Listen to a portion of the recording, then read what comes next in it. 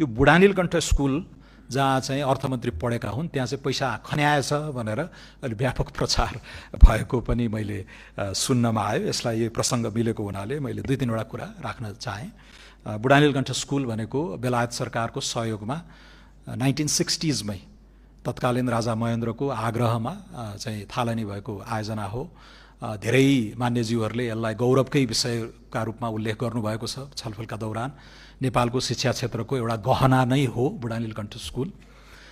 तर यसमा म आएपछि मैले बजेट हालेको होइन, विगत 6 वटा सरकारहरूले यसमा नियमित नेपाली काङ्ग्रेस, नेकपा माओवादी, नेकपा एमालेका अर्थमन्त्रीज्यूहरू सबैले विगत 6 वर्षदेखि यसमा बजेट विनियोजन गरिरहेको प्रमाण हामीसँग छ। र अब स्कुल आफैले पनि 27 करोड खर्च गरेको आफ्नै स्रोतबाट। र यसमा यो फाइनल इन्स्टलमेन्ट, फाइनल किस्ता गरिदियो भने चाहिँ त्यो एउटा आधुनिक अडिटोरियमको आयोजना त्यहाँ सम्पन्न हुने देखियो। त्यो नेपाल सरकारकै सम्पत्ति हो। गोदावरीको हाम्रो कन्भेन्सन हल जलेर प्रयोग गर्न नमिल्ने भएको अवस्थामा यता गोदावरीभन्दा पनि सुगम ठाउँ बुढानीलकण्ठको बस पार्कबाट नजिकै त्यो अडिटोरियम अब नेपाल सरकार, हामीले पनि त्यो सार्वजनिक सम्पत्तिकै रूपमा प्रयोग गर्न पनि मिल्ने।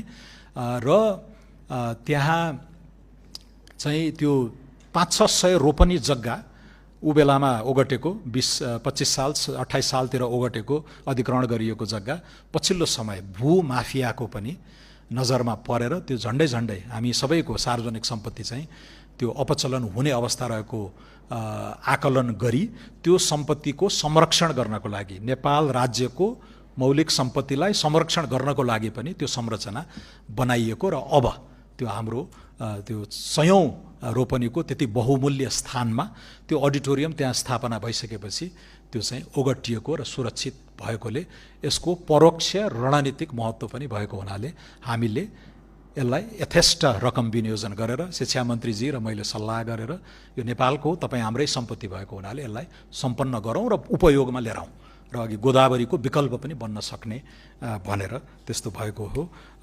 कतै मेरै निजी स्कुल थियो र आफ्नै निजी स्कुलमा करोडौँ रुपियाँ खन्यायो कि भन्ने आशयले असाध्यै ठुलो कुप्रचार गरिएको पाएको हुनाले मैले यति स्पष्टता मान्य सांसदज्यूहरूलाई चाहिँ राख्न चाहेँ।